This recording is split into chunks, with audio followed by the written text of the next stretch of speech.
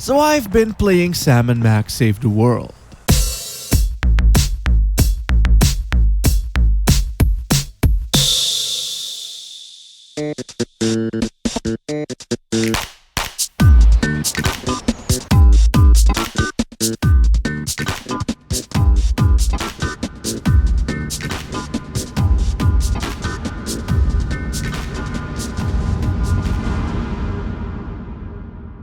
Wow, what a wonderful morning. I could totally go for a peanut butter and jelly sandwich and some freshly squeezed.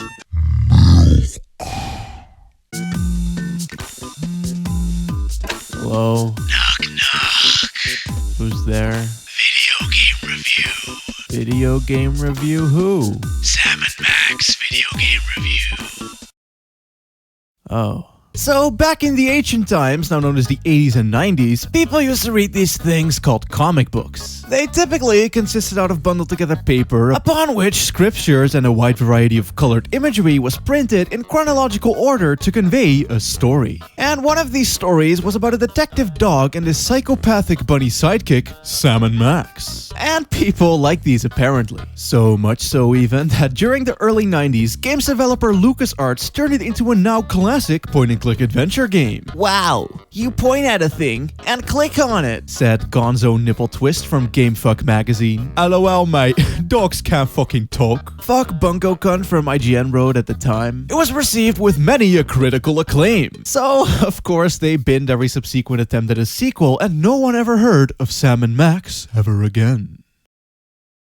Well, that is until famed developer Telltale Studios, responsible for classics such as Minecraft Story Mode, some poker games, and this CSI thing, SE, tödliche Verschwörung, picked the license back up and point-and-clicked harder than anyone had ever point-and-clicked before. Judging from the onslaught of licensed titles though, maybe even a bit too hard.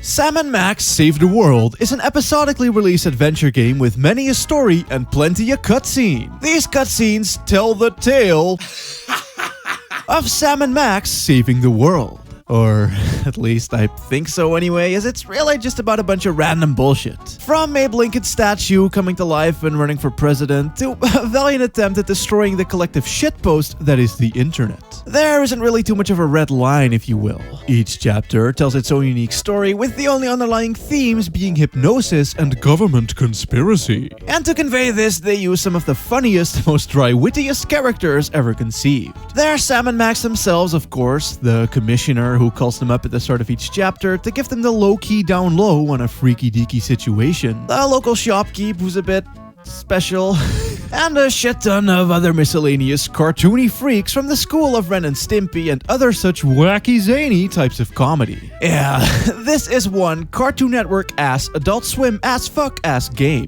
though a bit more down to earth with its comedic and heavy satirical elements. It's not typically American, I suppose. The way Sam & Max say their lines always sounds the same, whether they're being sarcastic or just genuinely moronic.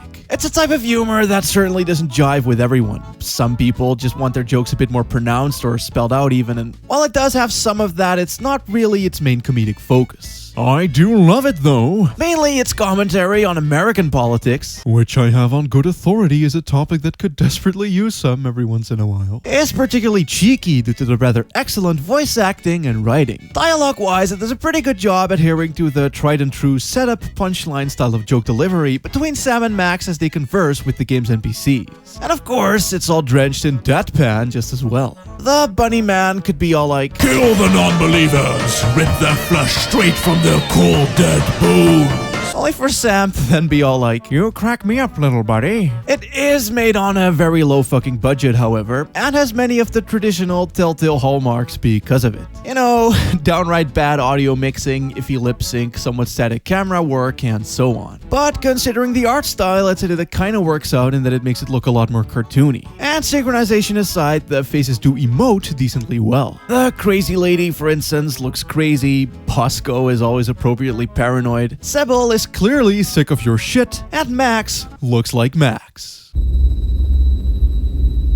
Believe it or not, but there was once a time before Telltale was the homogenized movie license interactive cutscene company. And this game is from that time. So, it's an actual, legitimate point-and-click adventure game where you point at a thing and click on it, do some simple environmental and/or inventory-based puzzles, and haphazardly stumble your way through a plethora of dialogue options. You really need to get into that adventure game bullshit puzzle mood for this one. Not that it has bullshit fill states or that it's impossibly hard or anything, but the first puzzle does have you looking for some Swiss cheese, which is characterized by its many voids, but instead of actually finding it somewhere, you need to shoot some holes in regular cheese and then use that. This might not sound too far-fetched compared to some of the shit seen in Monkey Island 3 or Grim Fangini, but it's definitely not the most obvious or realistic solution either. It requires a particular mindset that maybe not everyone can get into, that mindset being of a horribly malicious cop. I mean, Sam and Max are the freelance police, of course, and as such, they only abide by their own laws. Need money to buy something? Blackmail some helpless fools. Need to find a cleverly hidden MacGuffin? Just torture the owner, threaten them with gun violence, and keep them locked up in your closet, tied up and gagged for all succeeding chapters. That's more or less how you need to start thinking. And once you do, the game starts making a lot more sense mechanically, and you might even start getting the humor in these zany-ass situations. Besides doing that though, you'll mainly find yourself stuck in dialogue trees, which are honestly really fucking expansive. And I don't mean that in the "This will have consequences, but I was just watering a plant" the plant will remember this kind of way, but more so in the traditional, there's clearly only one answer to rule them all, but we might as well make you go through the others first, consider that we wrote and recorded all this fucking dialogue kind of way. Sam & Max Season Uno is one jazzy fucking game. They went for that noirish, New York City atmosphere with the sewages, the rats, the pizzas, the random steamy bits, the alleyways, and the etceteras. There's something just really laid back about casually exploring and talking to people when there's this swanky-ass backdrop of jazzy orgasmo music going on. Which is good, considering you'll be doing that a lot. Yeah, I'm going to prefix what I'm about to say here by saying that the game is good as an old-school adventure game, but is by default an old-school fucking adventure game. So some of the puzzles can get a bit annoying because of the lack of fail states and shit not making a whole lot of logistical sense. And trial and erroring your way through long-winded scenarios and traveling back and forth to the same two locations each chapter isn't exactly exciting either. Of course, most dialogue can be skipped and one can always resort to using a walkthrough as well, but it can dampen the fun quite substantially when stuck. Like, there's this one bit where you can make a cake, a casserole, or a foie gras in the kitchen. And right next door, there just so happens to be a character who can be caked. Naturally, you give him the cake, but the cake don't do what you want it to do, so you make another one thinking that you did something wrong or maybe even broke sequence, but it still won't work. So I go around clicking on random shit, and by complete fucking accident, not even remotely in the same area, I found a condiments dispenser. And while talking to Cake Boy earlier, I learned that he doesn't like tomatoes. So you go on back again, make yet another fucking cake, go back to the store, ketchup that bitch, and then, only then, you give him the cake. Fuck my dick. Shit doesn't sound too bad when just read out like this, I suppose, but the whole thing still took about a full 15 minutes and featured the same few rooms, the same few dialogue trees, and the same fucking cooking show sequence about 4 times over. Not exactly fun that was, especially because of the slow walking speed, lavish room transitions, and sometimes awkwardly paced and moving camera angles, making you waste time by occasionally misclicking things. Luckily though, most puzzles aren't quite like that, and the game never gets too complicated either. There's no combining items, for instance, and I rarely had more than 5 things in my inventory, even by the end of a chapter. There's just a handful of rotten apples that stick out for being overtly obtuse and can ruin thine mojo ever so slightly.